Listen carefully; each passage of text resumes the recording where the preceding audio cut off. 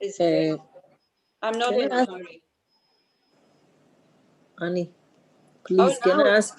Now it says live of YouTube.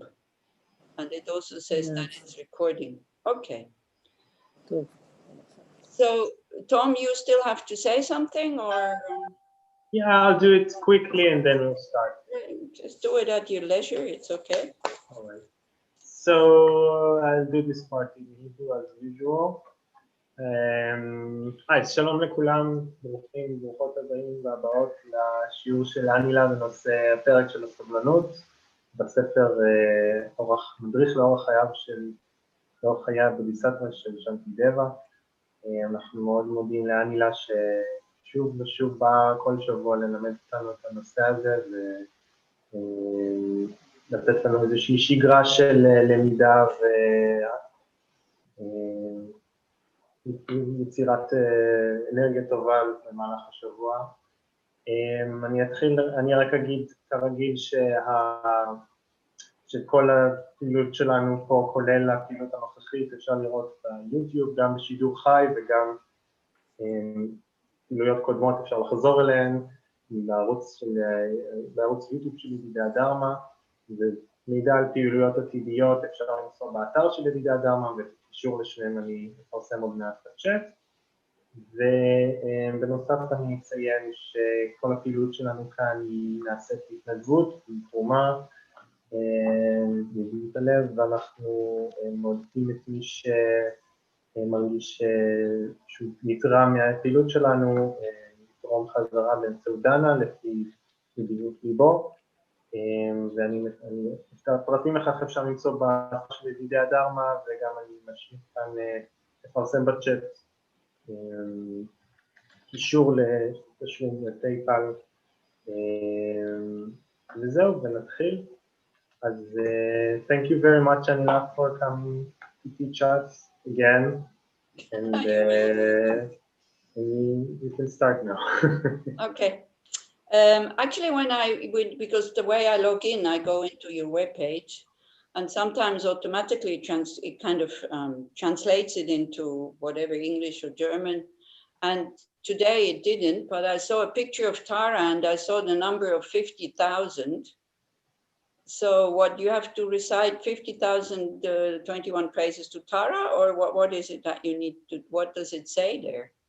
Because it didn't translate it. Anybody knows? I will check it unless someone knows, but we don't have a target. So maybe this is the number we've already collected, but I'll check. Mm-hmm. So we'll do some mantras at the end, maybe, if that's okay with you. Wonderful, thank you. And the practice, because doing it in a group, this is the good thing. Doing in a group is as if you do one Tara mantra in a group, and how many are we? We're 18. So that's like doing 18 mantras. So this is the Tibetan Buddhist way of kind of, increasing and multiplying everything, which I find quite helpful. Okay, so maybe let's just start with, again, some very simple awareness practice, because again, it's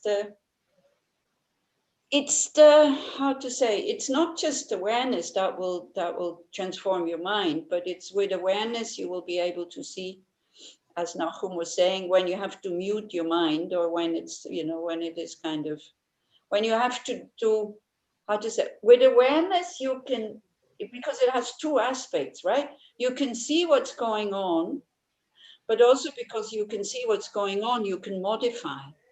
You can modify your mind state with thoughts. And Shantideva is giving us like so many methods to think in so many different ways, so that we can not suppress our anger and also not live it out, because it's not about this.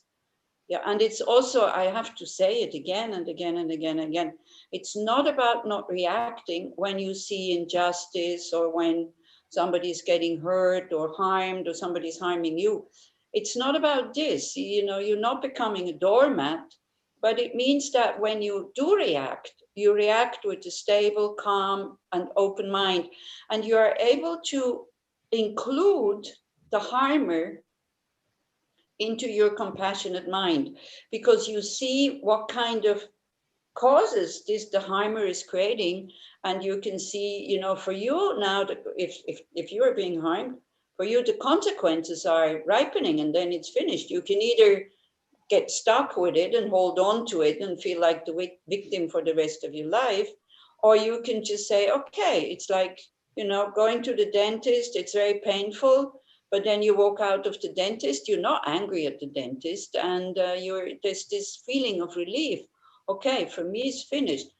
As long as you're not creating more imprints with, as I'm saying, feeling like the victim and revenge and retaliating. And we come to these verses today, you know, and to really be sure what we want.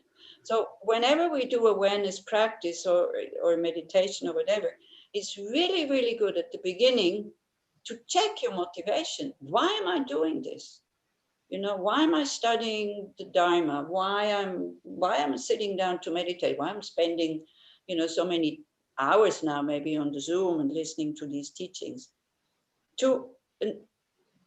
Sometimes people think meditating, you have to go of all thoughts and you don't want a goal and this and that. Yeah, you do have a goal. You know what you want, but you also know that it will last a long time.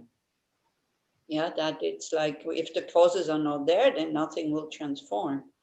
So, but you know which direction you want to go. And then the problem with us Westerners starts, because we are such, you know, instant, quick, I want to have it now.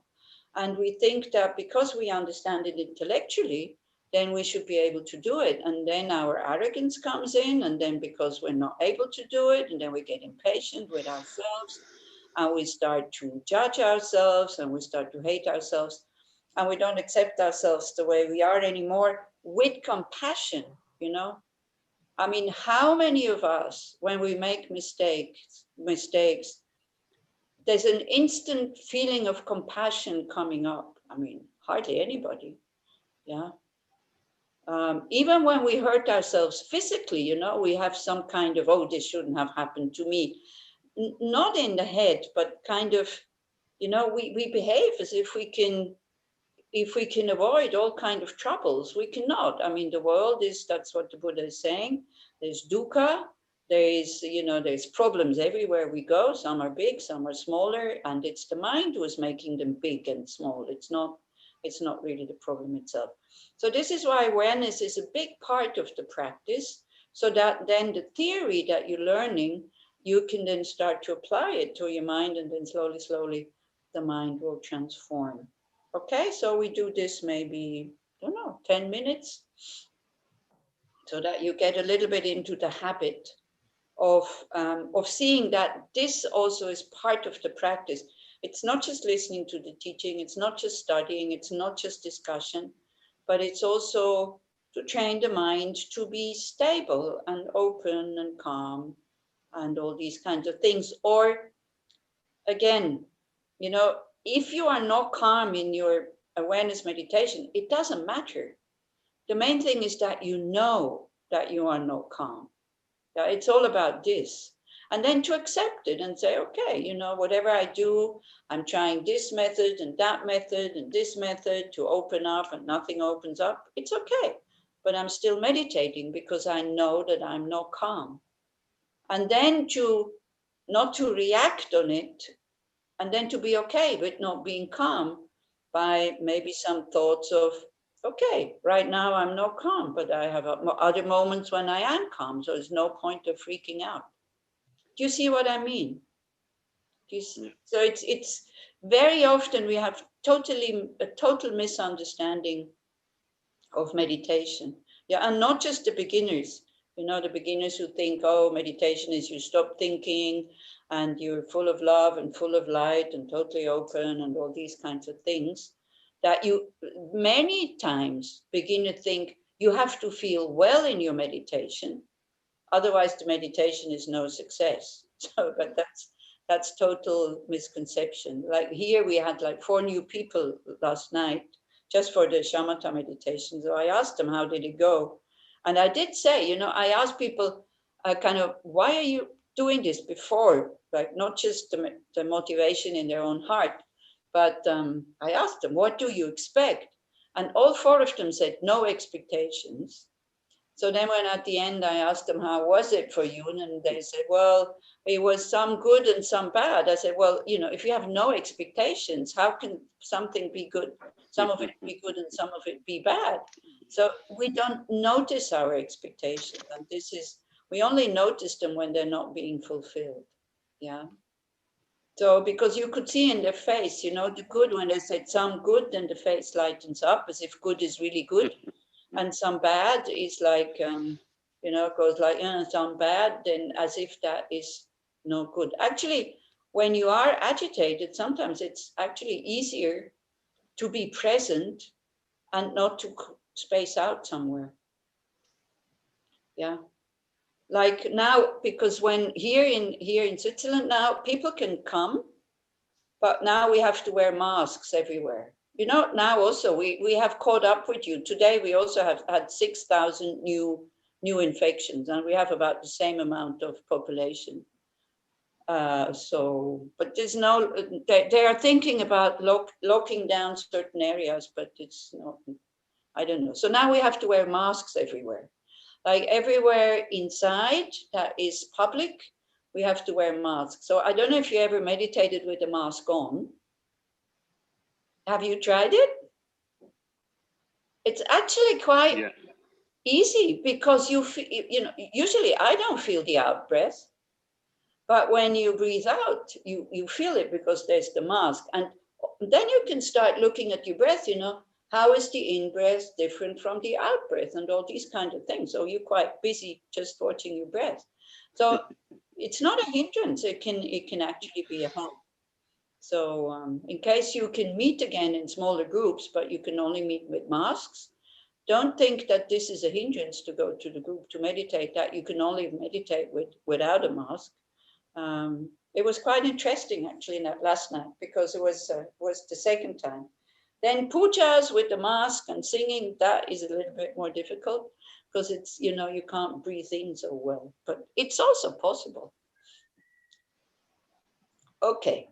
So as you know, when we do awareness, of course, you can do it anywhere where you are, but in order to help the mind to become a bit more relaxed and to be a bit more open, it is quite worthwhile to check your posture. And as much as possible, to sit with a straight back, full of self-confidence, like fearless, full of self-confidence, knowing that you don't have to achieve anything, that we can let go of this, you know. It doesn't have to be a certain way. It doesn't have to be good. It doesn't have to be bad. It's just about training the mind to be present. That's all. So, and the first object, Sigal is trying it out. So, okay, perfect. So, so the first thing that you do is you connect with your body, because the body is always in the present, because this is what it is. We train the mind to be present so that we see what's going on, knowing. So it's about knowing. It's not about knowing about, it's about knowing. So you know now directly that the body is sitting, for example. And you try to connect with that knowing. And you try to see the difference between just before just sitting, but not consciously knowing that you're sitting, and now knowing the body is sitting. It's not that one is good and the other one is bad. It's all about just noticing. What's the difference between just before, not being aware that the body is sitting, but now being able to hold this fact, this direct knowledge, this experience, the body is sitting.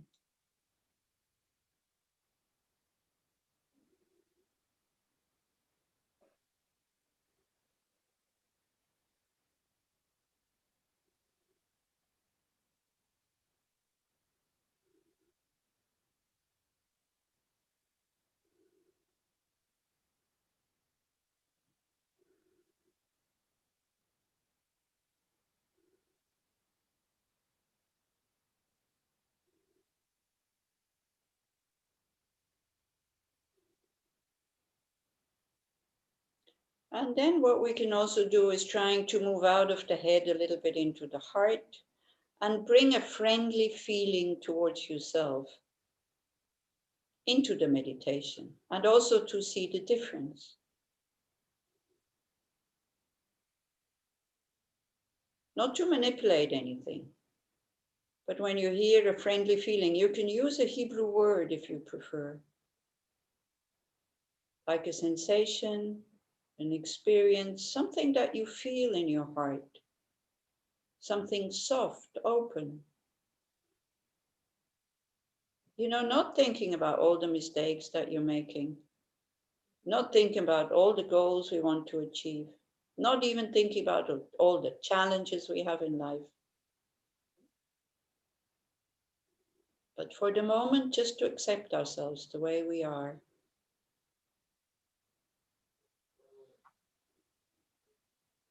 As His Holiness would say, that is mental hygiene, cleansing the mind of all these harsh judgments, expectations, regrets, expectations.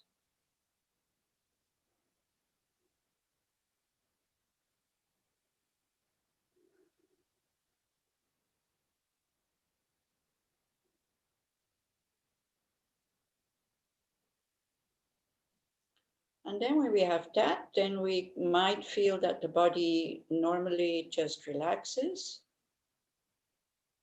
But it's also good to consciously, you know, even open up a bit more by, for example, imagining that you're breathing with your whole body.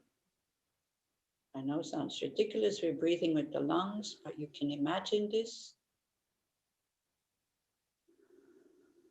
Whenever you breathe in, you feel your body, you know the body is sitting. Whenever you breathe out, you become wide open. When you breathe in again, it's the whole body breathing, even your feet, your legs, your arms, your hands.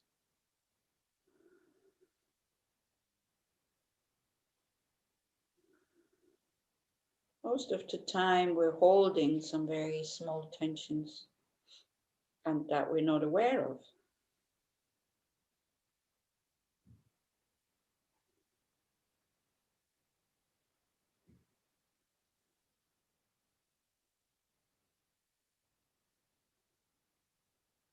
Or you just use your own method to relax the body. It can be a body scan.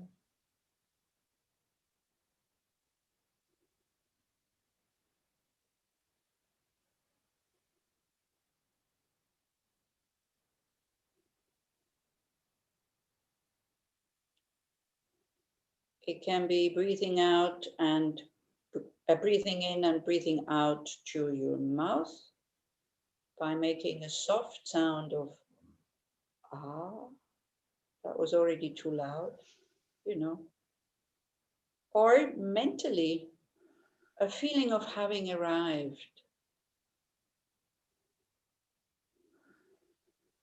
Like carrying a heavy load and putting it down. Or having made a decision after being insecure for a long time, or whatever. You know, a situation where you feel your mind and your body totally relax. For me, as I said, it's the airport. When I see my suitcase going in, it has been accepted and I have my boarding card. But for you, it might be something different.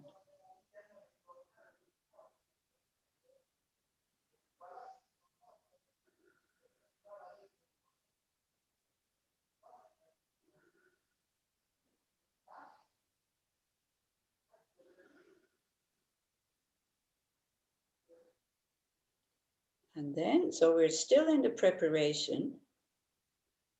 Then you kind of check, you know, why am I doing this? So of course, as a Buddhist, very simple. You do this in order to be able to live the potential of universal compassion, love, and wisdom. And then in order to be of benefit to others, instead of harming them, whoever comes your way, totally knowing what will be of benefit to them. That is the potential of our mind, which is not used at the moment, is underdeveloped, it's covered. But you from your own side, you know, if you're not a Buddhist, it's really good to check.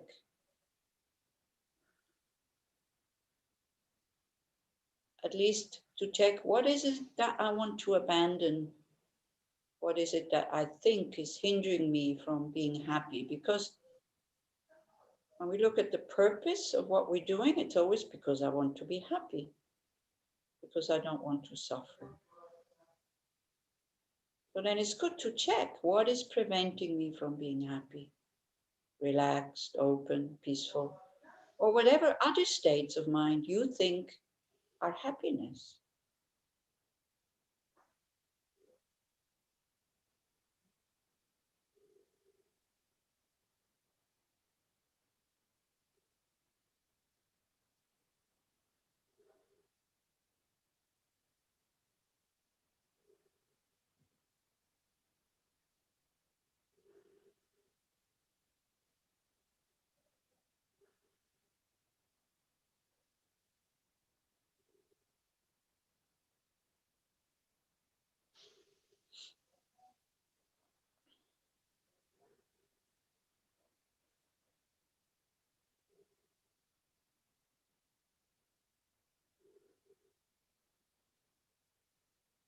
Or you could even use a role model that you think, I want to become like this person, having these qualities.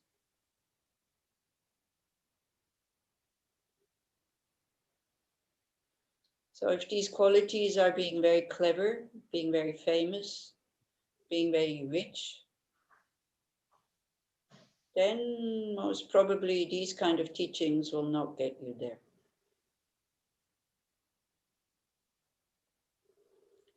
If your role model has qualities of good heart,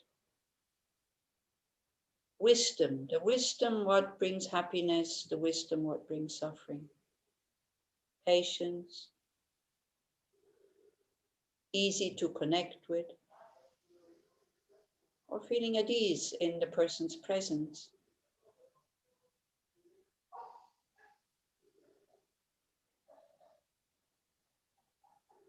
If your role model has these qualities, then most probably these teachings will allow you also to become like that.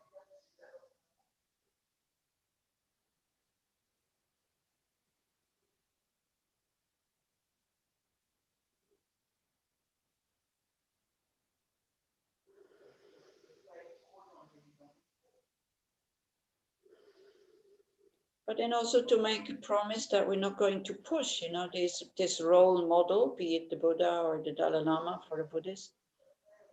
I mean, they've been practicing this for many lifetimes. So maybe we're just at the beginning of the practice, but at least we know where we want to go.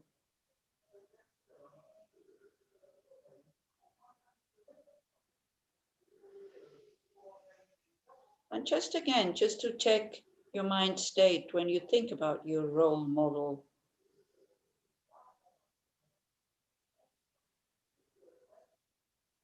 If it's a human being, then it's probably somebody that makes you smile.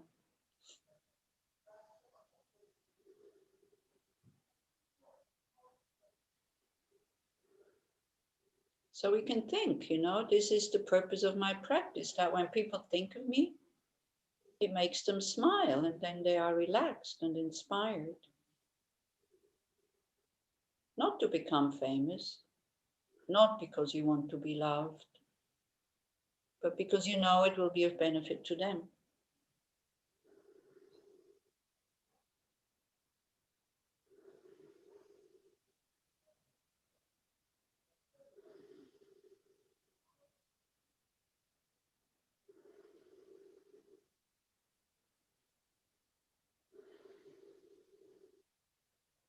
Okay, and then the mind is really well prepared to do the practice. So for just basic awareness, it's good to choose an object, It can be the body posture, like the body that is sitting. It's very easy to find. Or it can be your breath. That you notice in breath for in breath, out breath for out breath. Don't be complicated. Be very simple. And as much as possible, just stay with it. Whenever you feel the mind moves away, goes into thoughts, choose not to follow those thoughts. Don't force yourself, but make a conscious choice not to elaborate on those thoughts. And as much as possible to be with your breath. You need a bit of effort, like to hold your awareness on the breath. But also don't get too tense and don't get frustrated or upset. If you notice that the mind or the awareness has kind of gone somewhere else, the noticing is actually the success. It's not a failure when you notice that you're not present. And then just start again. And again, hold your breath or let the mind rest on your breath. No need to figure out anything.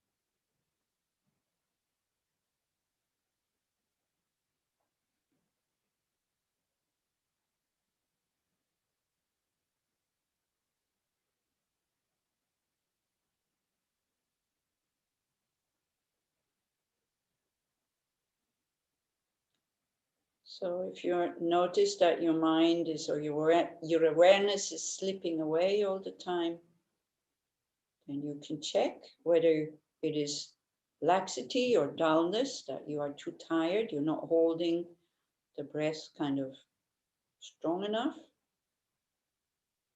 So then you can, freshen up a little bit or tighten up a little bit. But you could also feel that you tense, you have a lot of thoughts and they're racing.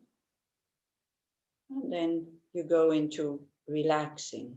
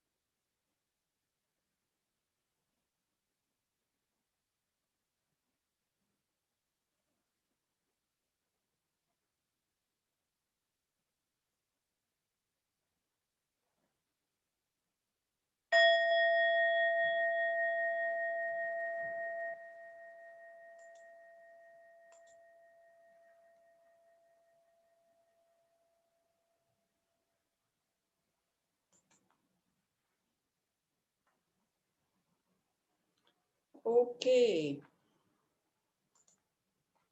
So is this all clear, or do you have, how was it, Sigal, with the mask? It was really hard. Uh-huh. It was suffering. It was suffering. So you could have taken it off, though. Yes, and then it became like as a sign. It changed and it became easier. I don't know. Okay. So there we go. Shantideva's. You remember Shantideva's verse? I think it's 14, isn't it? When it says nothing gets easier when, when you get used to it.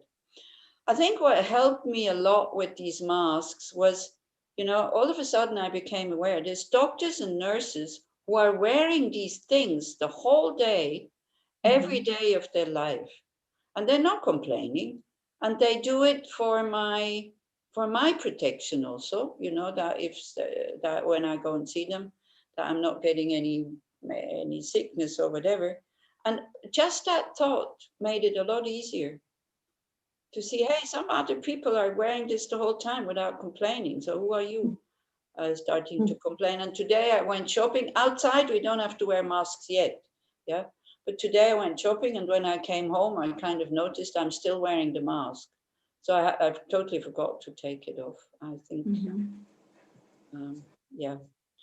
But did you feel like it's easier to notice the breath, though, when you are wearing the mask, isn't it? Yes. Yeah. it becomes very present. Okay, so last time I think we stopped at verse. Can you see the text? Yeah. Yes. Great. So I think last time we stopped at verse 47, and the homework was a bit like, again, for those maybe just to remember, these verses are quite difficult to accept. That when somebody is harming me, they're actually harming themselves. So instead of being angry at them, I should generate compassion. So it's important that you don't misunderstand it, that it doesn't mean that you should just let them do whatever they want to do. And it's also important to understand that this is very difficult to do. And if you find it totally not helpful to think that way, then you drop it. There's many other methods that are coming. Maybe you remember at the beginning, we were having the method of just thinking about the disadvantage of anger, for example. That is the easiest method to not to fall into the trap of kind of being, collaborating with our anger again and again and again, or having the view that anger is actually a good thing. Then we were thinking about the benefit of suffering, that it kind of decreases our arrogance. We have empathy for others, and we purify negative karma, and the benefits of patience. And or just the thought, which is probably the most famous verse, which is number 10. Like, what's the point of getting upset about something that you cannot change? It doesn't change the situation. If you can't change it, you can't change it. What's the point of getting upset? If you can change the situation, then just go ahead and change it. So it's all about, different ways of thinking in order to keep the mind, the heart open, and the mind stable, relaxed, and peaceful, basically, and then to react. So it's all about that. So please never forget that. It's not these verses that we are looking at now. It's not to say, hey, what are you complaining about? It's your own fault. You have created the cause, so now the harm is coming back. So stop complaining, don't do anything, allow others to harm you, and all these kinds of things. So it's not like that. It's not about that. Yeah. So I think somebody has the mic on. Somebody who's okay. So I think what I noted here was the homework was, so that the verse was, having been instigated by my own actions, those who cause me harm come into being. If by these actions they should fall into hell, surely isn't it I who am destroying them? So we were briefly looking also at the different realms that the Buddhists say that, these different states exist. Again, you can accept it, you don't have to accept it. This is just the Buddhist way of explaining the universe. that there's different places where we can be reborn. So the homework was that to see a reaction when somebody is not behaving the way you want to them to behave, or when they're harming you. And the reaction usually is aversion, isn't it? Like, we don't want to have contact with this person, we don't want to see them, or we're getting angry at them and we want to change them. So it was to see our habitual reaction, and then when we see the reaction to, again, you know, the motivation we generate in the morning, how do I want to go through the day? So is that reaction a helpful state of mind to fulfill that motivation? Yeah, of course, if your motivation is, I want everybody to be afraid of me during the day, then going around angry, that's a good way. But only if they are afraid of you. If they're stronger than you, you just make them laugh. You become the source of their cynicism and their humor almost. So to change your aversion for connection and compassion. Do you remember that?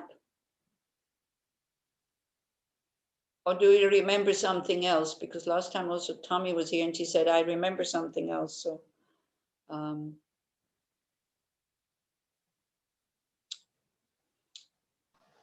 so if I did the same morning at Tom Lane, and I had this, and I'm trying to keep it, this round, full of light ball in the center of my chest.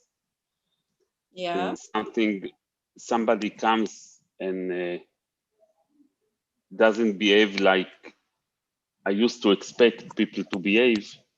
Yes. And I did the Tom Lane. Uh-huh.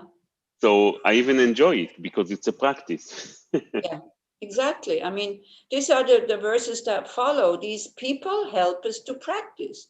So, but if he comes 4 hours later and I forgot about the Tom Lane, it's harder. okay. Because but yeah, I try to keep it more and more. Yeah. So I succeed more than before, but still I have a way to go.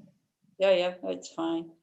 That's okay. Anybody else try? Because, you know, it's funny. You Israelis, when I ask you, did anybody do the homework? You tell me about your successes.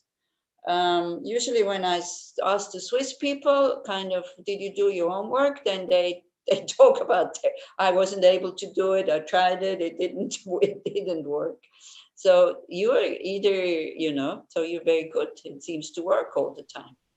Yeah. But I said if he comes later, it doesn't work. So yeah, well, it still doesn't works, always work.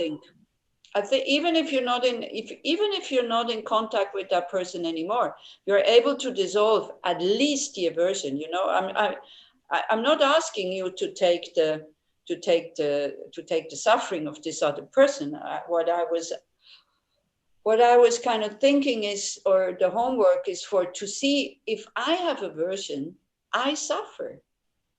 Because if you remember the disadvantages of anger, yeah, can you remember some of them? You can't enjoy anything. Yeah, exactly. Thank you, Tommy. For me, this is really the biggest thing. I want to go through life with joy and ease. And if I'm angry, I cannot enjoy anything. Everything appears really, you know, really horrible. I see the faults everywhere. Yeah, and I'm not peaceful. I'm not open. And it's not the person I want to be anyway, going through life angry. Okay, so anybody else tried this? I tried it. I mean, in the moment, I didn't remember to do it.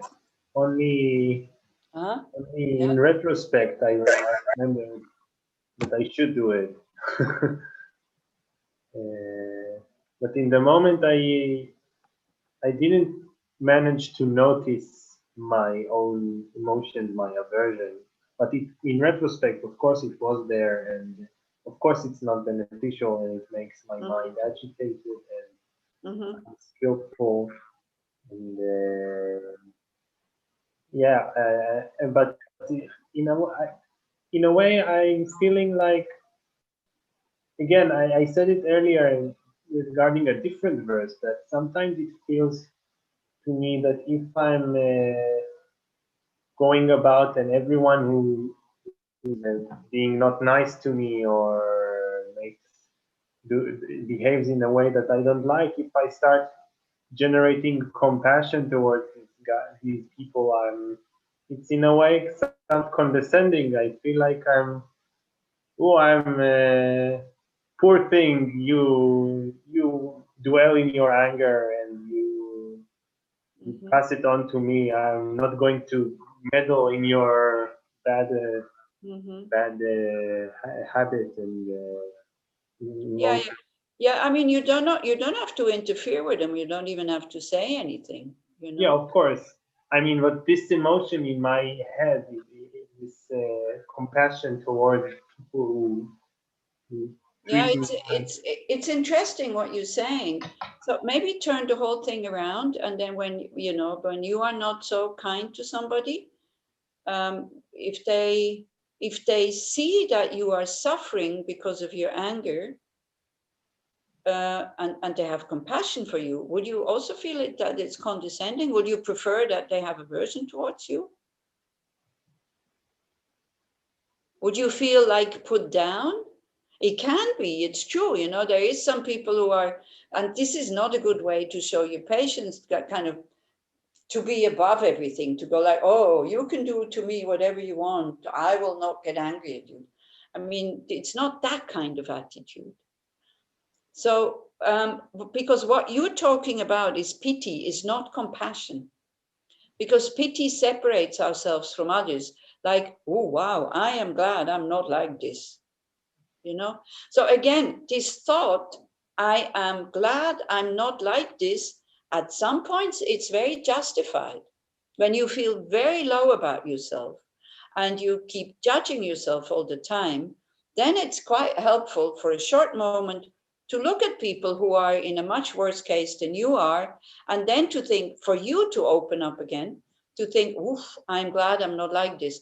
But when you look at others with eyes of compassion, you never think like this, oh, you poor thing, and I'm glad because then there's this clear separation. And this is why I gave you both words, connection and compassion. In what way am I connected to you? Yeah. And we are connected. We're all human, we're all in the same boat. We all get angry at some point. We all make mistakes, a little bit like this. In order not to feel so superior, just to think, wow, I could have made that mistake. I could have, because people, they become like this through certain conditions and upbringing and values that they have and views and all these kind of things. And it could be us, I mean, we're just very fortunate that maybe we have found that we have different values. But what for us is a good value, again, we're coming down to viewpoints, is what for me is not a good value, for other people is a very good value because they run after it, or a good view, good opinion, or do you see what I mean? Yeah. We think that looking after the environment is a good thing, isn't it?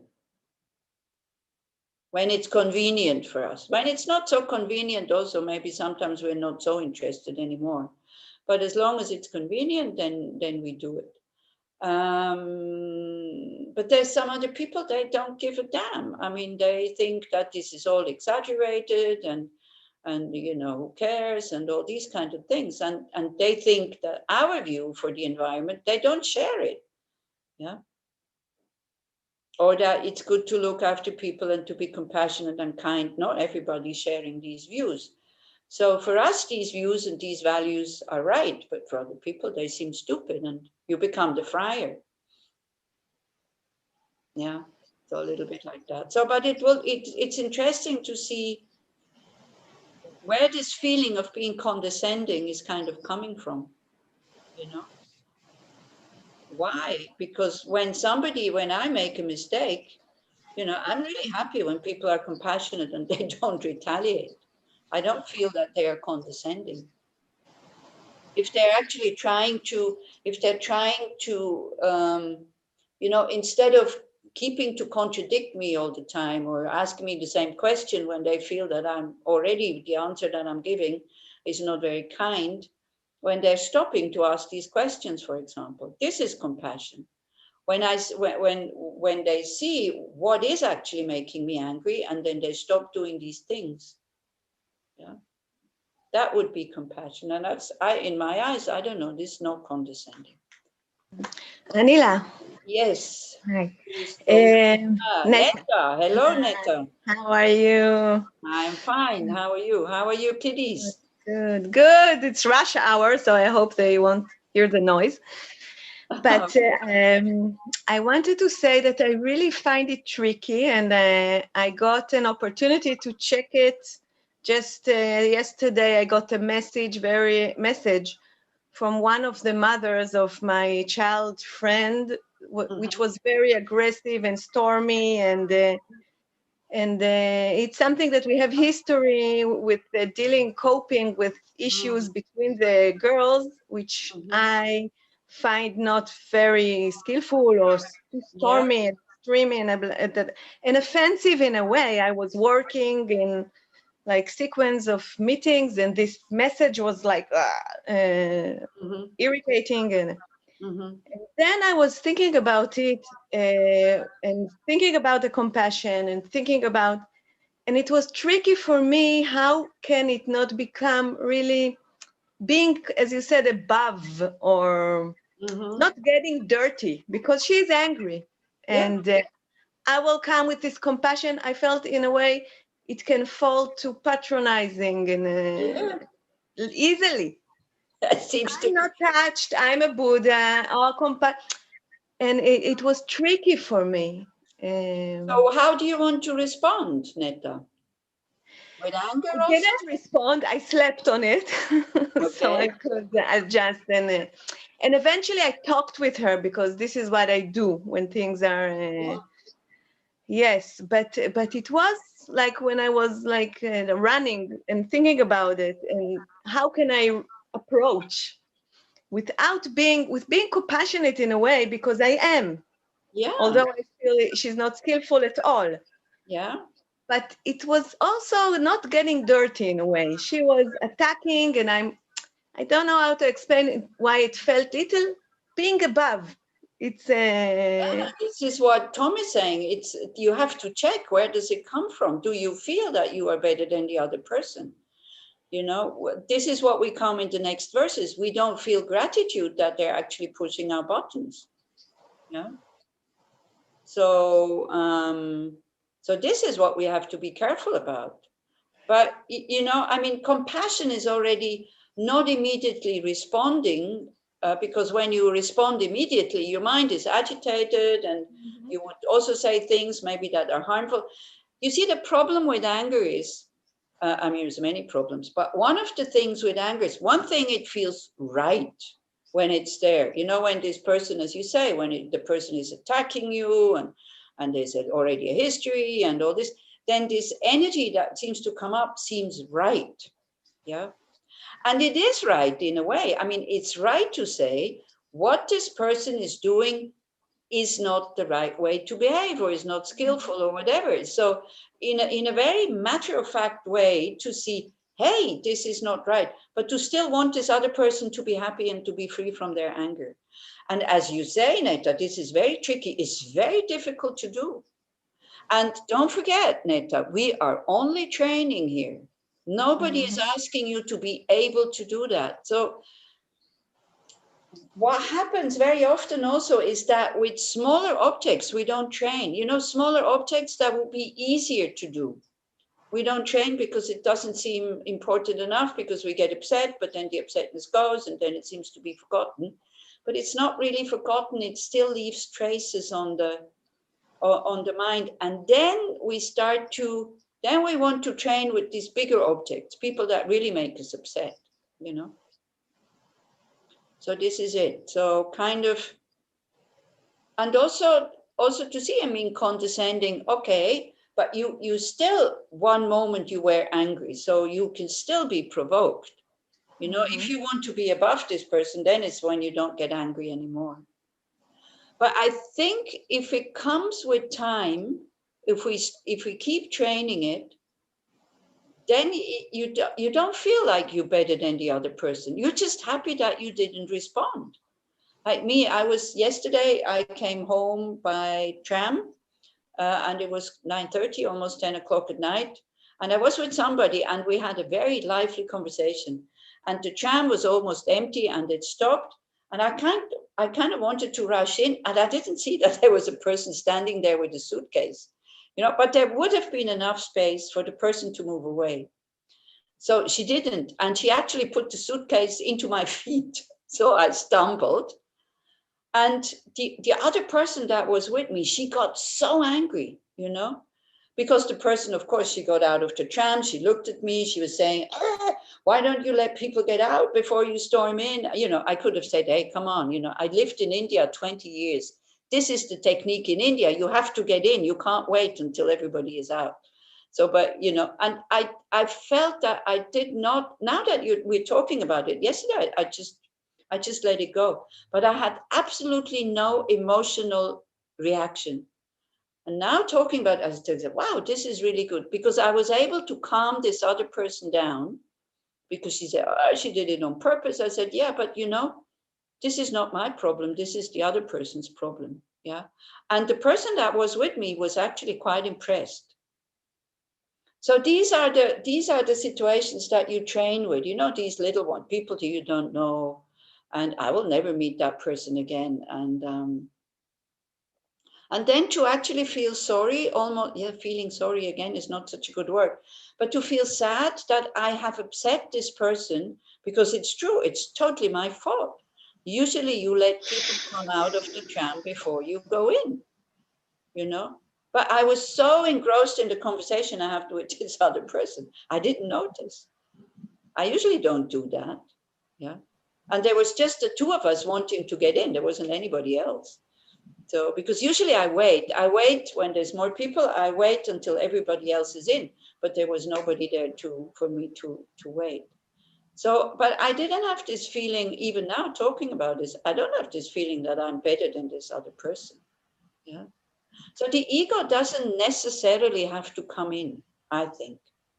I think for me, it's like, we can just be happy that the practice works. We don't have to feel better than the other person. We don't have to compare ourselves with the other person.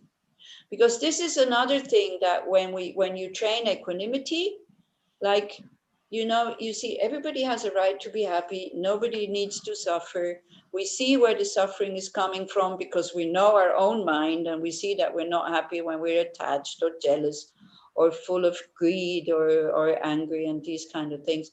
Then we start to understand it's the same for others. Others also are under the control of their negative emotions.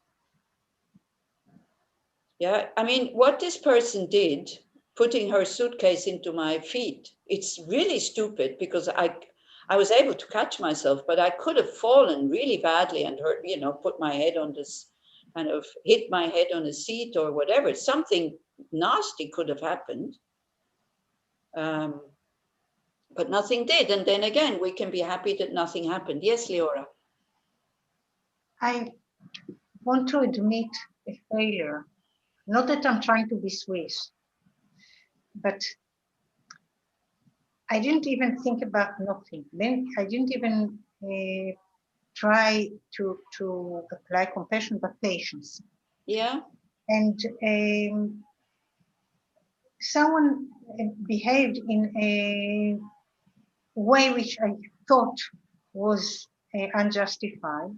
Mm-hmm. And I didn't react, but I wanted to practice here within me patience.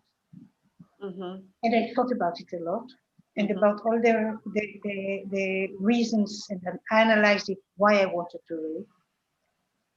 And the criteria, whether I succeeded or not, is whether my mind facing the challenge was changed or steady. Mm-hmm. It wasn't steady. I kept thinking about it and wishing. I didn't feel failure. I was happy by the end of the day. It was more than one day that I'm trying. Mm-hmm. And and I see my mind, what to do. That's who I am. Yeah, but it's good enough, you know, that's what I'm saying. We're trying. This is a training. We are training. And the first thing is to see, oh, I'm not there yet. Yeah. Patience is not a walk in the park. And I think patience is what is the biggest austerity. This is how Shantideva starts.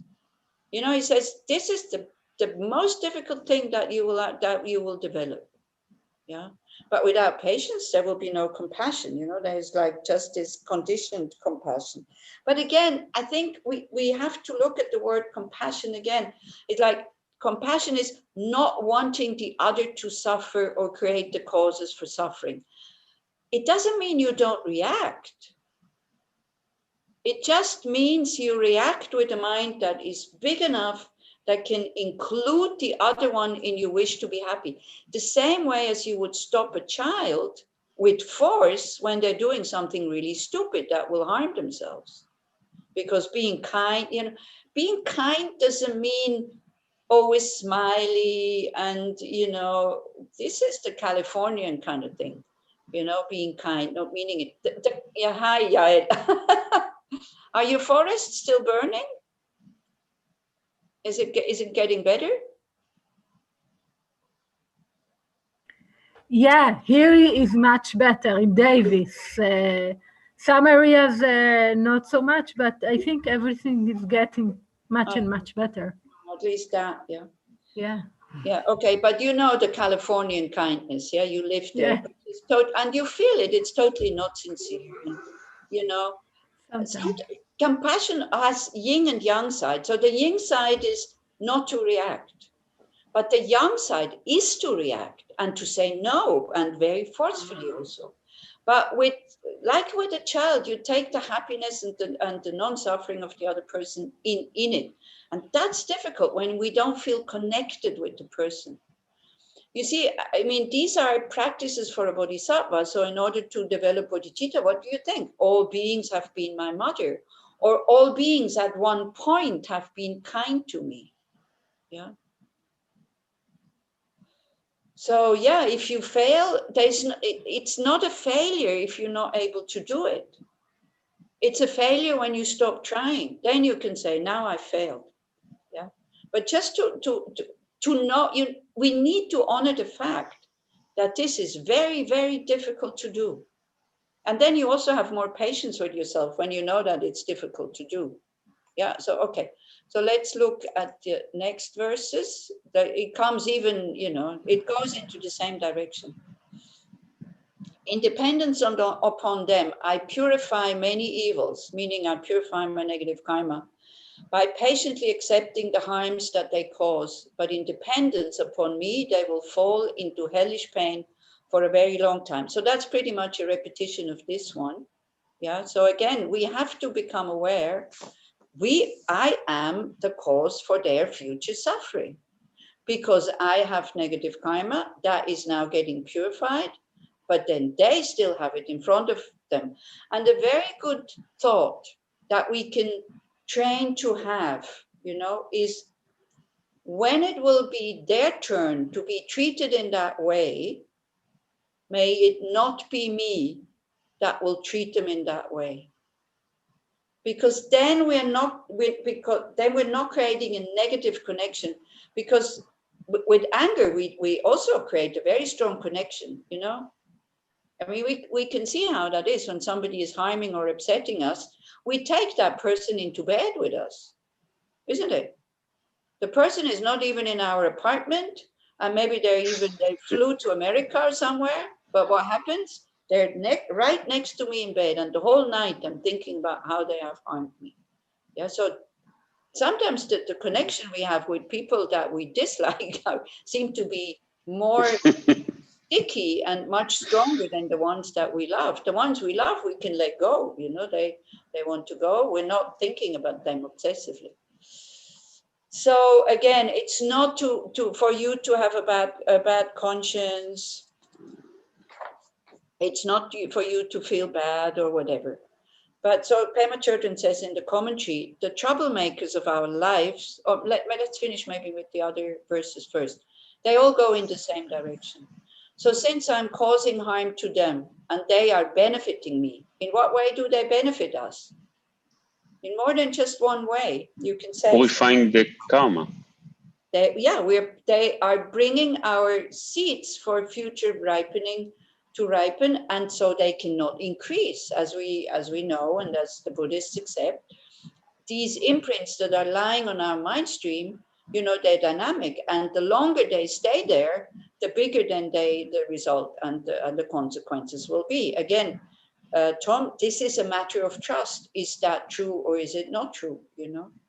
But we can see when I harm somebody else, and it's an example that doesn't really fit totally, but we can maybe compare it to that as an example.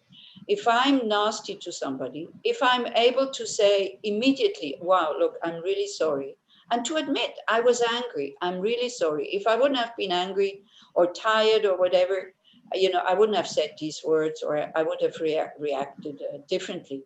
If I do it immediately, it doesn't continue to grow. The longer I keep it, the more the tension and the unhappiness about having said these words, the more it increases.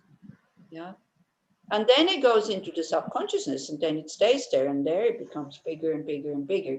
So this is one of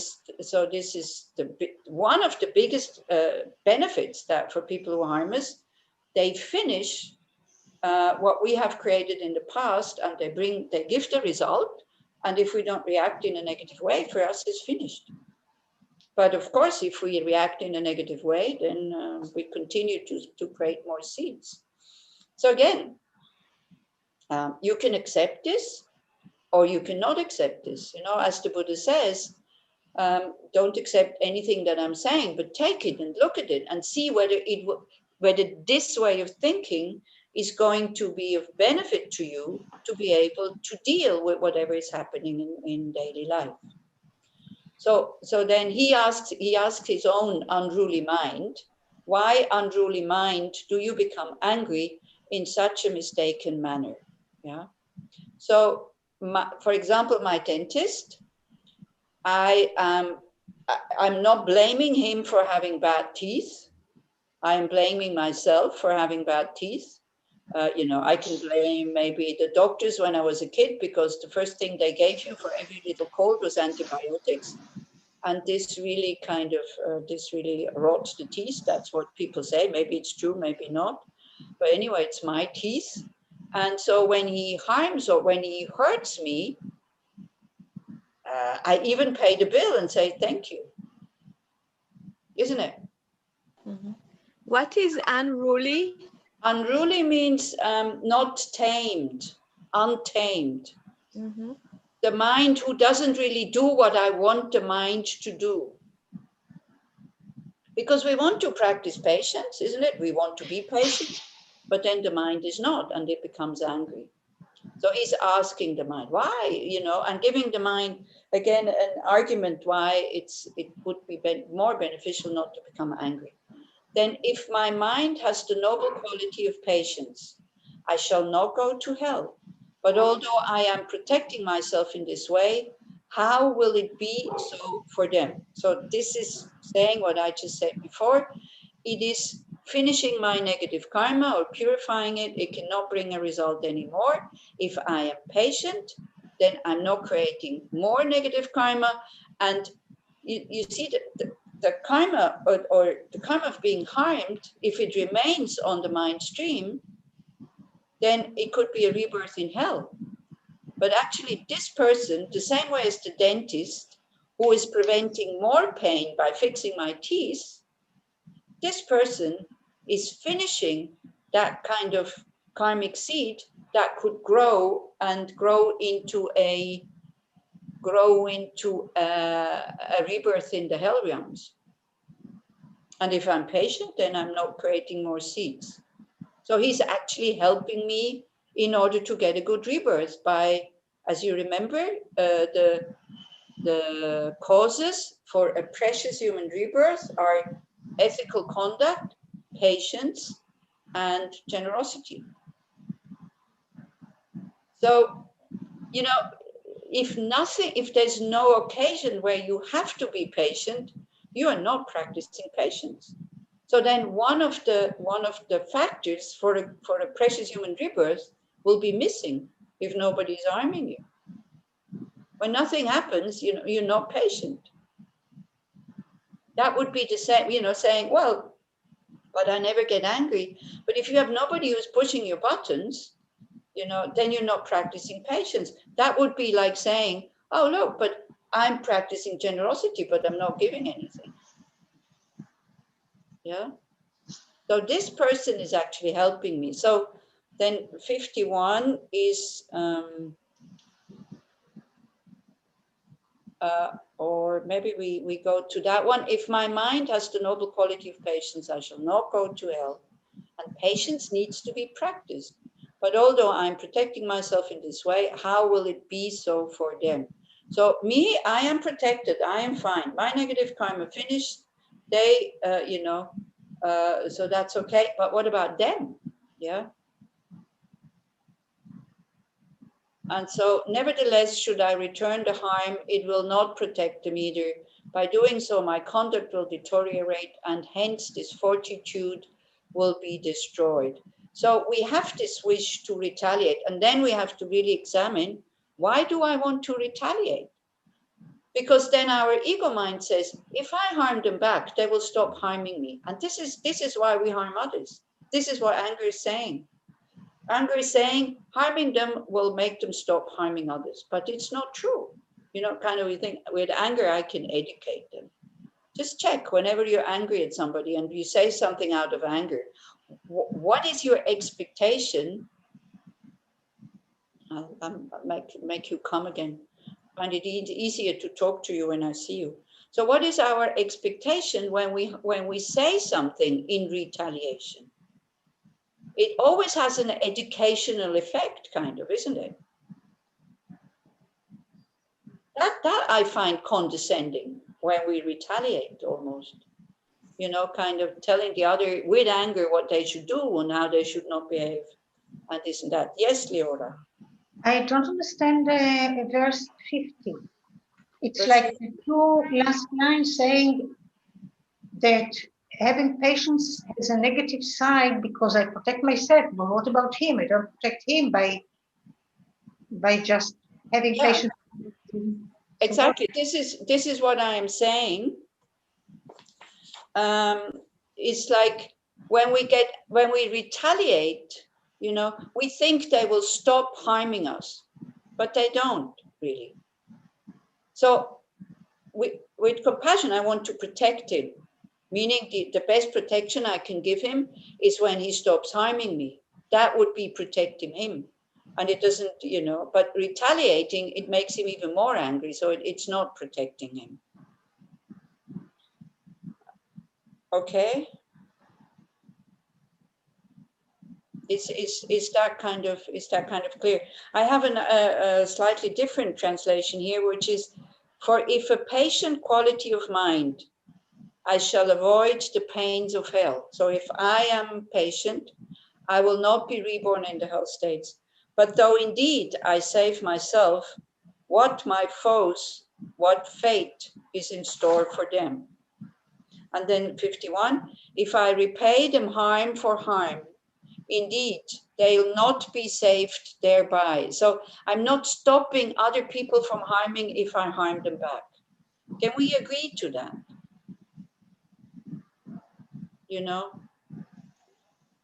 Yes, ego with ego. It's only a fight, continuous fight. Exactly. If they're not, if I'm in a stronger position, then I harm them. Maybe they're afraid of me because they don't want to be, they don't want to be harmed. But then they go and harm somebody else. Yeah. If they're not seeing why they are being harmed. And there's such a nice saying, like, if suffering doesn't know, why it comes, or its suffering doesn't know what to do with itself, it turns into aggression. And we have so much aggression in the world because people are unhappy. Yeah. And we have, this is why do we have all these wars? Because we think that we can stop aggression with aggression. So this is what this verse 51 is saying, trying to stop somebody who is aggressive with aggression, it doesn't stop them. It doesn't protect them. But if I am patient, then I will be protected. I will be protected from being harmed in the future. And actually, indirectly, you also, when you are patient and not retaliating, you are indirectly protecting others, because when you don't have any more negative karmic imprints, nobody can harm you, and then they don't create new negative karmic imprints. That's kind of thinking around two corners, but do you understand what I'm saying? Okay, an easier way, so that the mosquito doesn't create negative karma, I put mosquito repellent. And by putting mosquito repellent is like not having the negative karma of getting bitten. So I also protect the mosquito. That was a very simple way of explaining it, okay? By protecting myself, indirectly, I'm protecting others because they can't harm me. But isn't part of the karmic imprint is due to the intention to harm, even though they don't get to execute the harming upon me, they still maybe have the intention to do it, but when they do it, I don't get harmed because I realize the emptiness, or I'm patient, I don't feel bad about it. If I don't have the karma to be harmed, they cannot harm me. If I don't have the karma that is ripen, that can ripen for my telephone to be stolen, then it won't get stolen, even if somebody tries. And Tom, even if they have the intention, can you remember what makes a karmic imprint to be reborn in a lower state? The factors that you need? You need intention. And? You need completion. And there are two things in the middle that I don't remember. The action itself, of course. And the action and the object. Yeah. So two of them are, well, three of them are missing, is only intention. Mm-hmm. Yeah, so the intention is not creating a strong karmic imprint. But if you keep the intention, then you go and find somebody else or something like that. Yeah. Yeah, but by me, they will not be able to create negative karma. Okay. So, so the troublemakers of our lives hurt themselves, but are of use to us by forcing us to be patient. So kind of, these verses are kind of going in that direction. We can be grateful to everyone who shows us that we can still be provoked. Yeah, then we don't have to be condescending. Maybe with this one maybe cannot provoke me, but somebody else for sure can provoke me, you know? You can be condescending when you can say, nobody else can provoke me anymore. Then you can say, then you can be proud. But just because that person is not provoking you, that doesn't mean you have patience if somebody else can provoke you. So this is why these people show us, oh, you know, I'm not as realized as I think I was. So in every conceivable situation, the one who justifies his outburst of anger loses, and the one who uses the situation to develop patience wins. This simple logic is very helpful. Yeah, that you will benefit from the situation, but if you burst out into anger, that you will lose. And then you start to have compassion with the loser by seeing that the one is getting angry, you know, he creates more negative imprints to again and again and again to be reborn in the lower state. Okay, so next time, now we'll do a short reflection on accepting people the way they are, because it has to do a lot with this. Because with so many people, we have this wish and this hope that they should be different, isn't it? Or not? You know, when we look at how many people surround us, and usually people who don't interest us, we only notice them when they show us something that is disturbing us. You know, we don't notice them when they're not harming us or when they're not disturbing us. They're just like lumps of flesh kind of walking by, yeah? But with so many people around us, we have a wish for them to be different. Is that true or not? Sometimes even small things. So now I would like you, when we do the reflection, take somebody small, somebody that you wish, but in a small way. Again, don't take your prime minister. It's too big. Yeah. And also we leave him alone. We're not touching on him because I don't know what to do with him either. I wish I would know, but I don't know. So you take somebody that is slightly getting on your nerves. And then we do the reflection, and then you just observe what is happening inside, okay?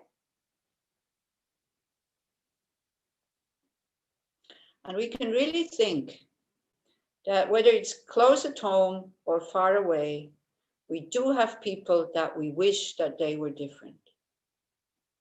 We just admit, you know, some people are getting on our nerves. And we have this wish that they would stop doing things like, you know, if it's in your household, it's like throwing the wet towels on the floor or putting the cups upside down. It can be small things like this. Or when we see others, you know, or maybe, you know, we get a lot of spam emails. So we wish they would stop doing this. Or for people who kind of turn a blind eye on global warming. Also, these in Switzerland, these are, you know, the people who come to this center. These are our enemies. For sure, it's very difficult not to get upset when you see people are destroying nature with absolutely not caring. So we wish that they were different.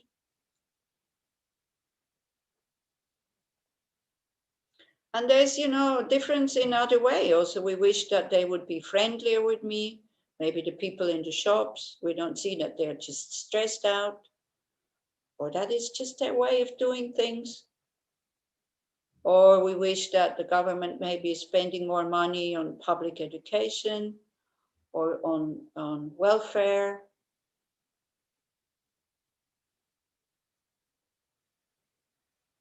And so sometimes, even if it doesn't affect us directly, for our own sake, we wish that various people were different.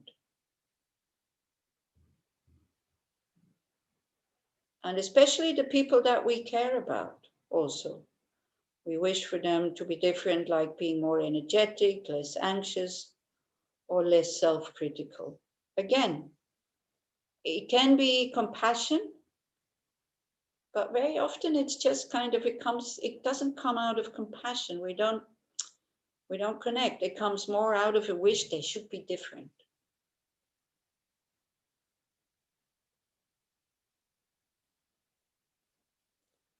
Okay, so in what way do you wish that people were different? Try to think about somebody close to you, friend, family, or somebody from the family, co-workers, drivers on the highway. How many times have you seen somebody drive on the highway and thinking, oh, I wish they would drive differently? It's not conscious thinking. These are just very deep-sitting things here. Business people, media types, whatever. But it's good to take somebody that you know, somebody that you have connection with.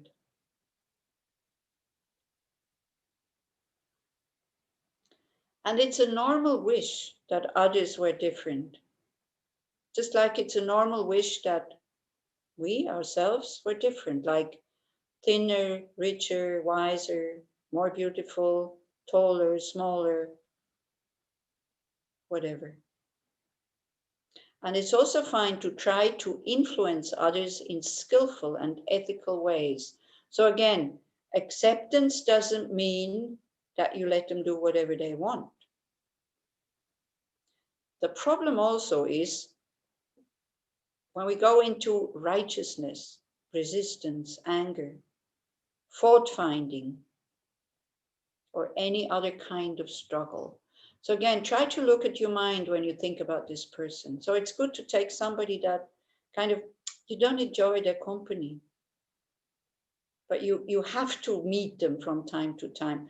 And you're then very critical against yourselves that you don't have an open heart when you are together with them.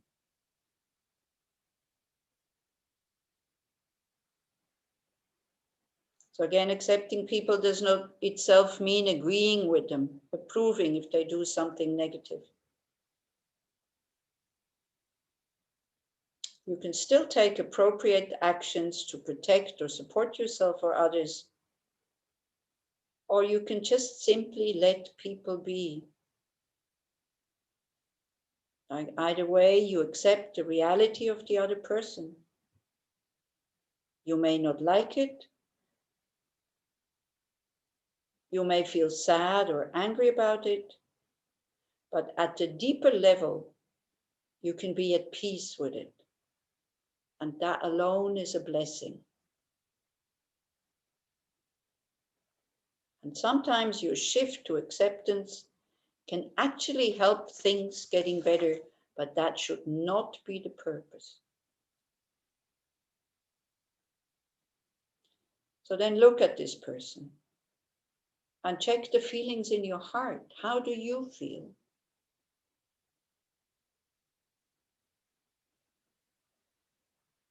Don't run away from that feeling, from that sensation.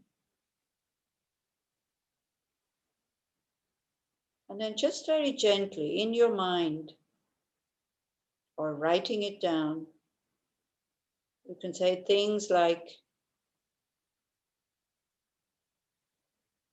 I accept you completely.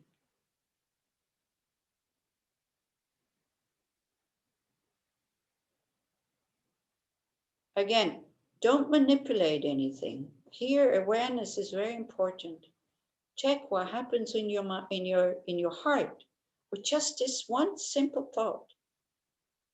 Or the words, I accept you completely. Countless causes, large and small, have led you to think, speak, and act the way you do.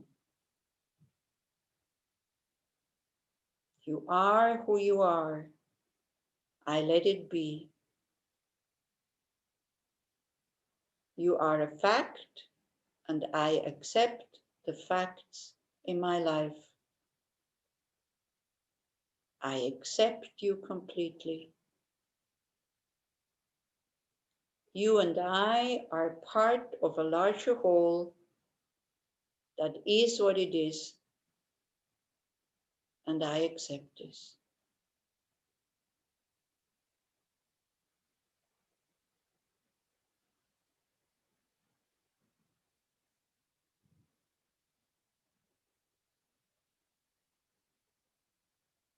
If you want, you can be more specific, like maybe somebody that you sleep in the same room. I accept that you snore. Or I accept that you're still angry with me.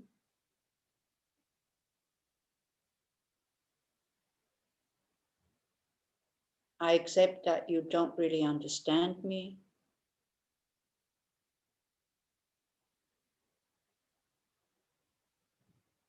I accept you the way you are.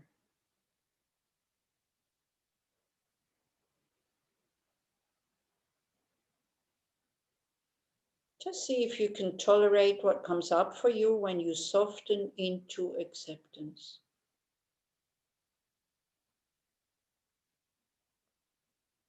Often we avoid accepting other people as a way to avoid the feelings we would have if we opened wide to everything they are and everything they are not.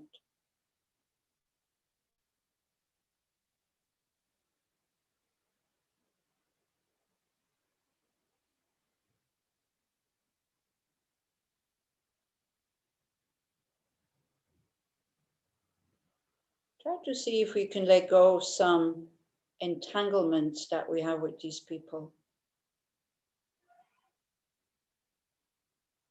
And just open to the easing, relief, and peace that comes when you do.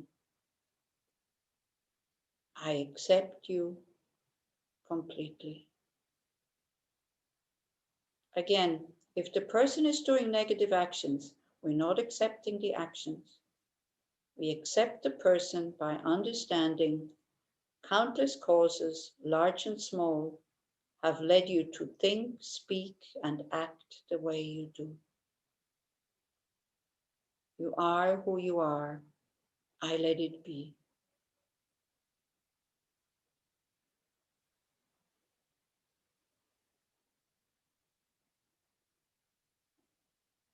And to enter reflection, we can think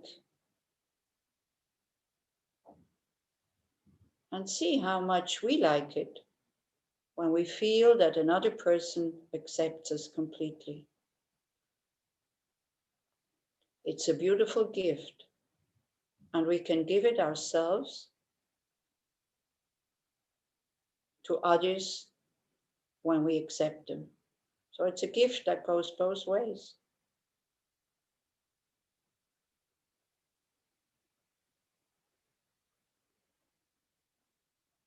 Acceptance is a gift that gives back.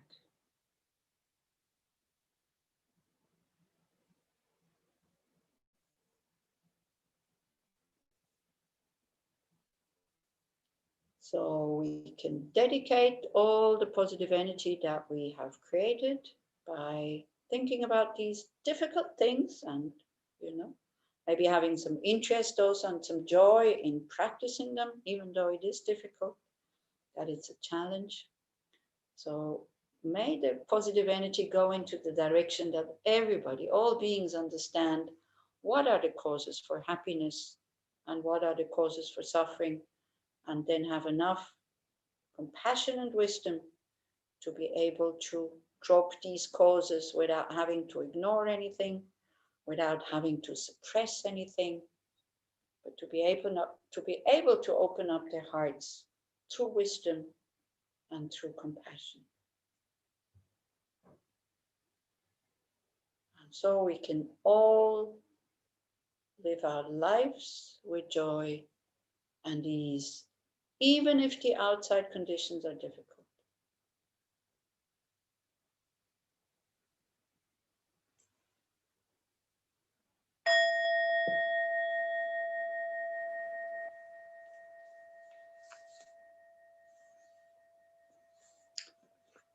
Okay. Oof.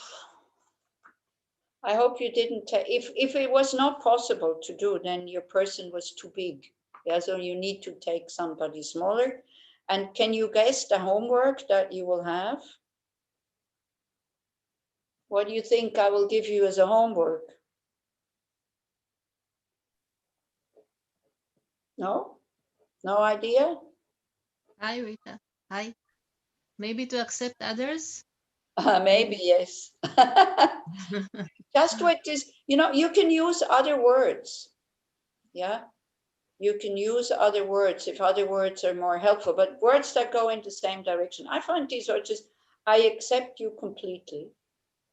And you will have less problems with other people, because we have a wish, of course, to change people, but we're not really able to, we can't do this.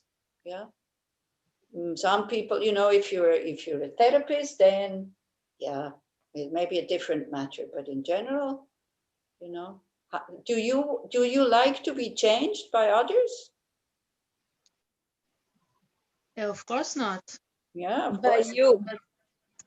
But the problem is how if the person do like negative actions or negative things. So you need to not to try to change him, but to to try to I don't know. Yeah. If you can, you can stop him do the negative things. Yeah. If you can. If we can. How many times can we really do that? Very. Not many, but if you have kids, you must try. No, I mean, with the children, you don't even have to try this because you accept your children. With your children, you have this acceptance. So again, there still seems to be some misunderstanding what this means. It doesn't mean you approve of their actions. It doesn't mean you don't stop them if they're doing something harmful. It doesn't mean that at all. Compassion, acceptance, patience. It doesn't mean you let everybody do what they want to do. I don't know why we always think it is like this. It's not passive at all, but it's when you stop somebody, You stop them because you want them to be happy. And you only want somebody to be happy when you accept them the way they are. When you love them like the whole of it. And with your children, I think that goes very easy, doesn't it? Do you see the difference between mentally accepting somebody, but then not accepting their actions when they are negative? I think this is very, very hard to do. Yeah, all of it is very hard. Yeah, because when I stop someone action, I cannot do it without like a little bit anger, a little bit not. It's I cannot do it calmly. I must do it very aggressive somehow. That is, you know, this is a training. Anybody of you works with dogs or horses? No? Okay. If you, because horses and dogs, you educate them, okay? You train them. If you come with anger, no way, they will do. They will do because they're afraid of you. The moment you turn your back, this is it. So if you know, we have one woman here who, she took a dog that was constantly barking and biting because the dog had a lot of fear. And they said, we have to kill him. We have to, you know, we have to give him an injection because we can't keep him. So she said, okay, I'll take him. And she's been working with that dog. She stopped coming to the center because that dog takes all her time. And she said, wow, you know, that dog really taught me patience, because he can, the moment I get angry at him, it's finished. He's not doing what I want him to do. So it's possible. We can train that. You know, not training, it won't work, as you say, Tirza. Yeah, but don't you think sometimes it's like to be skillful to use anger, but in a compassionate way? Anger and compassion are not compatible. Anger wants somebody anger wants to harm, to hurt. Okay. Yeah, we have to really, again, define what anger is. Anger is a wish for this other person not to be happy. Can I ask something? Yes, of course, Israel. You can, in my view, you can change anybody. You don't have to be angry. Exactly. That's what I'm saying.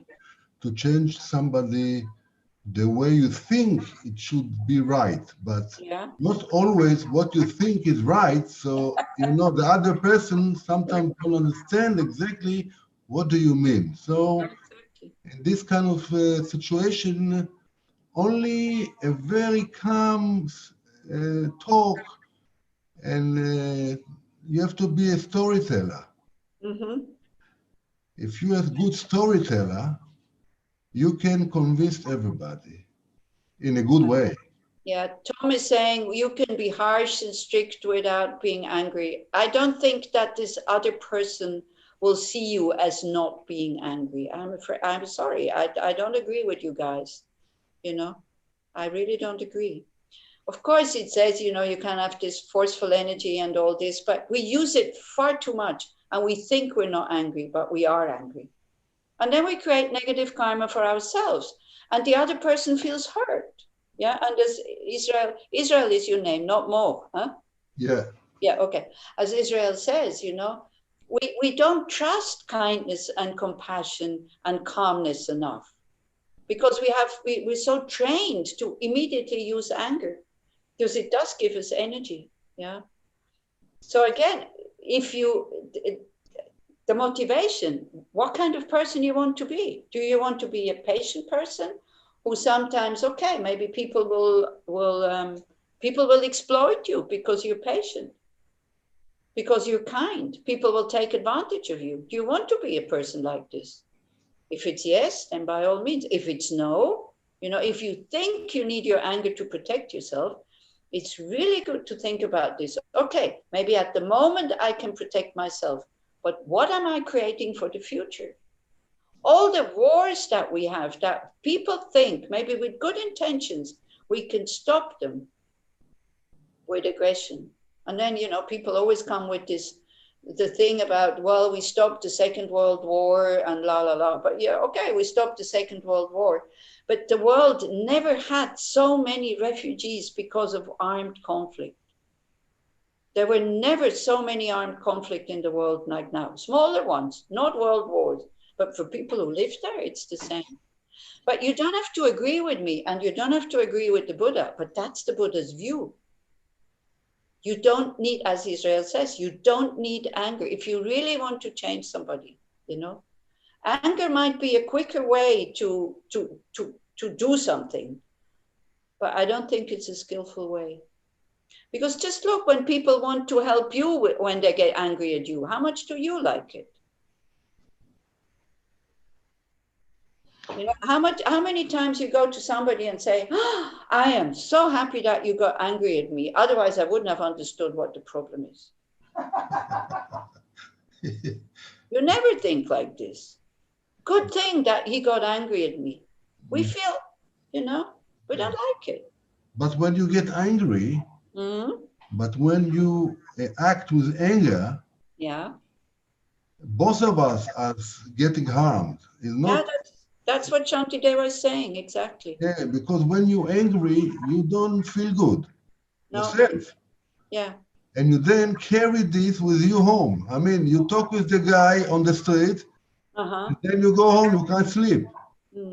Why? Because you was angry, and then the anger goes in your body all the night. Yeah.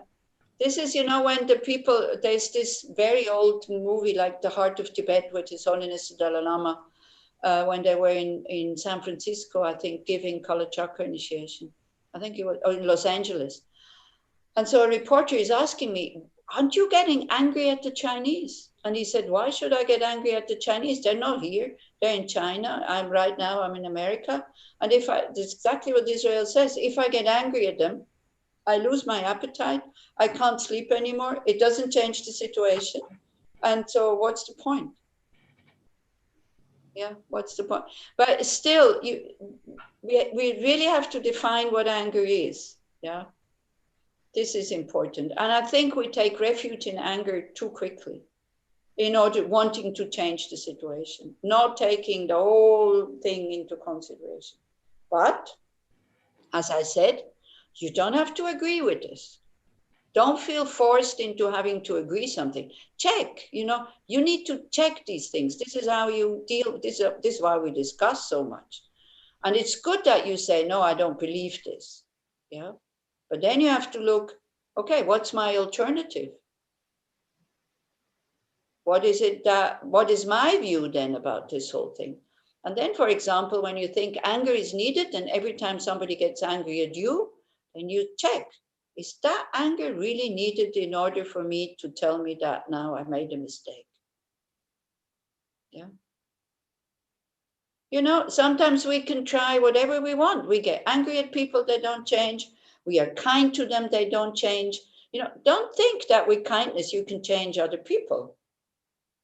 I don't know why we have this idea that we have to change other people as long as we can't even change ourselves. Another good question, isn't it? I saw some, I saw some Buddhist teacher that look very, very angry. So I don't know how to explain it. I don't know. You have to ask them why they were angry. I asked their students, and they said they're angry to teach us something. Yeah. Okay. So then if you think that's a good thing, you have to find a teacher like this. No, I don't think it's a good thing. Yeah. I personally don't feel angry a lot. I don't sometimes I feel I'm not angry at all, but I don't know. Maybe I'm afraid to be angry because I don't like it. And sometimes maybe it's good, maybe it's bad, I don't know, but I'm not so angry. Yeah, it's not my problem. Yeah, so then be happy, I would say. I have some others. Yeah. Well, I mean, this is samsara. So, you know, you're your own master. So we have these methods, we have these teachings, and then you check whether they fit you or whether they don't fit you. Yeah, this is why you listen to the teachings, you think about them, and then you accept them or you don't. And you don't have to accept the whole package also. You know, here, these verses that we just looked at, those are the most difficult ones to practice, I think. Yeah. And you don't have to practice the whole package, as I'm saying. You can just take a few other ones. If you want to work with your anger, if you feel that anger is not beneficial and is harmful, then maybe once in 2 years, or I don't know how long we finish with the chapter, if we just do, you know, we did 3 verses this time, so it's not so bad. And then when you, then you have the whole thing, and then you take whatever you find helpful. If you think that you would rather be without anger, without having to suppress it. Yeah, this is why I keep saying this. Not to live it out, but not to suppress it. Find antidotes. Yeah. And your sleep will become better. You will enjoy your food in a better way. You will enjoy the bad weather and the good weather and whatever weather. Your life will become much happier. But you see, if we think we can only be happy when we can change everybody the way we want them to be, well, excuse me, we can wait a long time. Yeah. Then also the Dalai Lama would be unhappy all the time. Yeah. So what we're doing here, we're creating our own peace of mind. And again, peace of mind is not a non-caring attitude, closing our eyes to all the injustice in the world. But when we see the injustice, to think about karma, to think about, you know, what the people who create the injustice, that they will be the victims in the future and all these kind of things. If you can think like this, then we still have peace of mind. And peace of mind doesn't mean you don't act and you don't respond to the situation. Yeah, I think in psychology they have they have 2 good words. One is responding to the situation, which is more appropriate, and the other one is reacting to the situation. And reacting to the situation is you don't think, you just blurt something out, and then usually we increase the problem that comes. So I have the view that I'd rather be, because as Tirtha said, my problem is not, her problem is not anger. My problem is anger. And I hurt so many people with my anger. And I am so grateful for Buddhism to give me these tools. I don't have to justify my anger anymore. I can just say, this anger is really shit. I don't want to have it anymore. And I feel how slowly this is working, like the situation with this woman who put her suitcase into my feet. I mean, I tell you, 30 years ago, when she shouted at me that I have to let people out before I get in, I would have definitely shouted back. Yeah. And I could see how it transforms. You know, I could see it when I'm on the bicycle.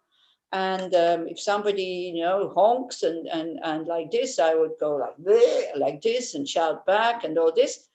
Then slowly, I didn't do any gestures anymore, you know, in cases like this, but inside I was still angry. Now I'm not even angry anymore when somebody does it. Because I will never meet these people who pass me with the car and think that I'm, you know, in the wrong lane or this or that, or I should have put out my hand earlier or things like that. Yeah. And I tell you, my life has become much easier without these reactions. And I don't think I stopped somebody from honking at people on the bicycle if I go like this and tell him he's an asshole. It's very pleasant to do this when you are angry because the energy gets out. Yeah, do you see what I mean? So you need to want it. And as Geshe Tashi said, patience, you need to want to be able to do this from your guts, like really deep down. I want to be patient. Yeah, not just kind of, yeah, but this situation, yes, and this other situation, no, because it's difficult to develop. Yeah, but don't overdo it. Start with small situations. Okay, so try it out. You know, people who slightly get on your nerves, and to just also tell yourself, what gives me the right wanting to change them? What gives me the right wanting for them to be different? And then, of course, the ego mind always jumps to the situations when people are harming or hurting. I'm not talking about these people yet. When it's about accepting them completely. It's about people who just get on our nerves, which I said because they throw the towel on the floor, or because, what gets on my nerves. I have somebody right here at the moment, when everything I say, she says, "Oh, really?" It's like, and then she repeats what I just said, like everything. And then I felt like just really getting on my nerves. And I felt like telling her, why are you putting into question everything I say? Because if she said, "Oh, really?" It's like as if she's not trusting what I'm saying is true. So, and then because of this, like, I started to really do this, look at her and say, I just accept you with your, "Oh, really?" And for me, it's much easier. So this is how we start. No, it's not hurting me if she kind of says, "Oh, really?" One of my teachers, yeah, I say, one of my teachers used to ask me a question. Tell me, when somebody is horn in the car behind you, yeah, where is the anger? In the horn or in your head? in the car behind you is somebody is peeping, is the horn. Yeah, okay. Horn. Yeah. On you and then you get angry. Yeah. So where is the anger? In the horn or in your head? I mean, why are you angry? On the horn? Or what happened? I mean, if the horn again, it's just a sound. If you're about to cross the road and you didn't see the car and the car horns, you're happy that the car horned, because otherwise you'd be under the car. So again, it's just a sound. And then our ego mind interprets like many things into it that shouldn't be there. And why are they doing this? Yeah. So this week we will, if you want, you can observe that a little bit. What gives me the right to change other people? And why do I want to change them? The ones who only get on your nerves, not the ones who harm. Yeah, this comes later. When we are able to accept people the way they are when they just get on our nerves. To fish out this wish to change them. And then to just say, I accept you completely. It's difficult. And then to see what it does to you. Yeah, this is what I mean. Does it make my life more difficult or does it make it easier? Okay? So we've gone again way over time, because I thought I finished at 25 minutes ago. So if you need to go now, we already dedicated, that's fine. But for those who want to stay still, we do maybe 5 minutes of Tara, green Tara mantra, meditation mantra. But if you find that this is totally not meaningful, then enjoy your sleep without any anger or without anybody upsetting you. And for those who stay and we do the practice, to think, not asking somebody, oh, how does it help? What does it help? Just to think, well, this is something I can do. I've no clue whether it helps or not, like the situation, because it's getting bad. It's getting bad again. The winter is starting. So like, as I said, we also have today 6,000 new infections in Switzerland. And so at least, we can stay at home and get upset and be afraid, or we can ignore the whole thing, or we can do something about it. And what we do, we visualize the energy of Tara, Queen Tara. I will say good night because I had to go. I said good night because I had to go. Yeah, that's fine. Thank you, Talit. I'm sorry that again I went over for so long. Thank you. It wasn't in my intention, but then we started discussing. Okay, so you visualize either green Tara or, if you look, Tara is sitting behind me there. Can you see her? It's a bit small, isn't it? I should have taken an image, but it's okay. Just think of an energy that is green, because green is the color of action. She's the manifestation of an enlightened mind's action. And very often she's called Mami Tara, like looking after us. You know, if the Buddhas would be angry at us, they would have dropped us long ago. And she is the one who is like, especially working with our unreasonable fears, you know, or helping us to use our fears in a skillful way.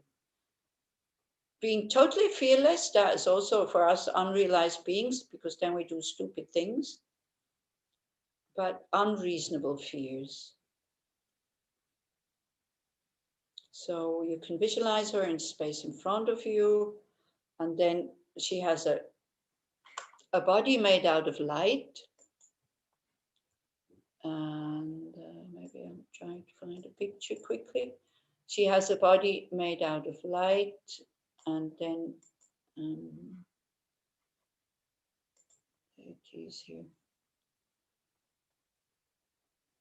So she's transparent. In her heart is a moon disk. And on top of that moon disk is the syllable Tam around the mantra. So this is, it's not the best picture that I found, but this is one that I kind of found. So you have at least some idea how she looks. So her foot is already down so that she's ready to come and help us. And but you're visualizing this as a, you know, like a rainbow, giving her all the qualities to be of help and to actually help us, you know, create patience so that we're not creating more collective karma of having this pandemic in the world. So the light is going out to all sentient beings. And if they are sick, helping them to be healed. If they have already died, helping them, you know, guiding them to a good rebirth.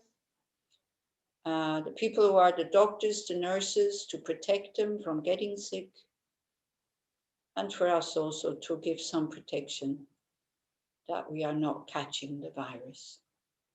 Because if we are full of confidence that we are spiritually protected, I'm pretty sure that it also protects our immune system, or it strengthens or nourishes our immune system. So we can just see the light going out and giving everybody exactly what they need as we chant the mantra. Of course, you can visualize the beings that you have very close at heart. You can visualize them next to you or in front of you, but actually the light is going out to all sentient beings. Om Tare Tu Re So. Om Tare Tu Re So. Om Tare Tu Re So. Om Tare Tu Re So. Om Tare Tu Re So. Om Tare Tu Re So. Om Tare Tu Re So. Om Tare Tu Re So.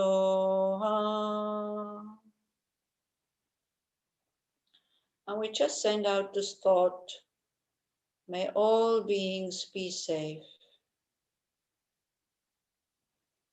May all beings be protected from physical and mental harm, especially the harm of harming themselves by creating more negative karma through these very strong energies of anger, hatred, resentment, wanting to retaliate, you know, feeling like the friar when then the anger is turned towards oneself. And we all be protected from the fire of anger. Anger is so hot. Very quickly it burns down, like, you know, good relationships, friendships, happiness.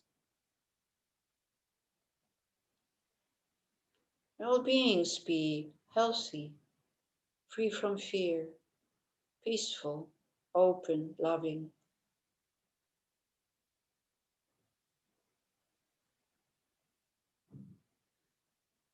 And may we all be able to live our lives with joy and ease.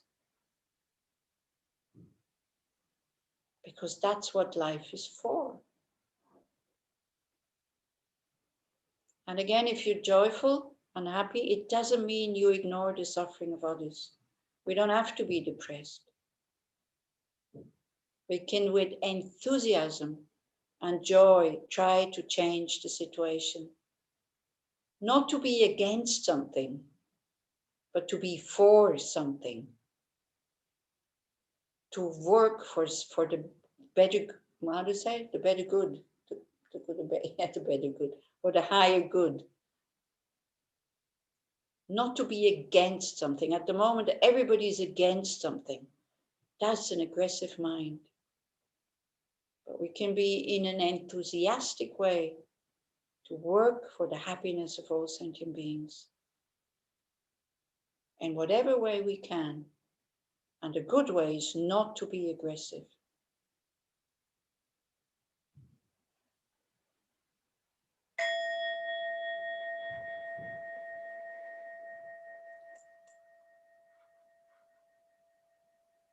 Somebody drew a green heart next to the Tara. Was it you, Tom? No, I don't know. Did you see it also? It was Sigal. Okay, well, thank you very much. I'll let you go because otherwise we're still here at 11 o'clock, which I don't want. I want you to have, if possible, a restful and peaceful night so that you are going to work and into your daily life tomorrow all fresh and open and peaceful. Because good rest is really what you need when you are not well. Okay? Thank you so much. So thank you very much, and maybe see you. Oh, I think this Saturday we're doing Medicine Buddha practice, isn't it? And it starts at 9 o'clock. I explain a little bit why we do these strange practices and why we do these recitations. What is a puja? And then we do the puja. It's another good way of being able to contribute, huh? When it will be? I think this Saturday on the 24th, yeah. And it's a Buddhist ritual, you know, when we don't know what to do anymore and we have no more tools and no more things, then the Buddhists sit down and do puja, but also not just when we're desperate, but it's a good way of, it's actually praying for others, asking the Buddhas for help and for assistance, and then we do the puja. So I think it will last, bless you, I think it will last 2 hours or so. Okay. Bye. And just in case you're interested. Take care, stay healthy, and bye. Bye-bye. Thank you. Good night. Bye-bye. You're very, very welcome. Okay. Thank you. Bye. Very helpful.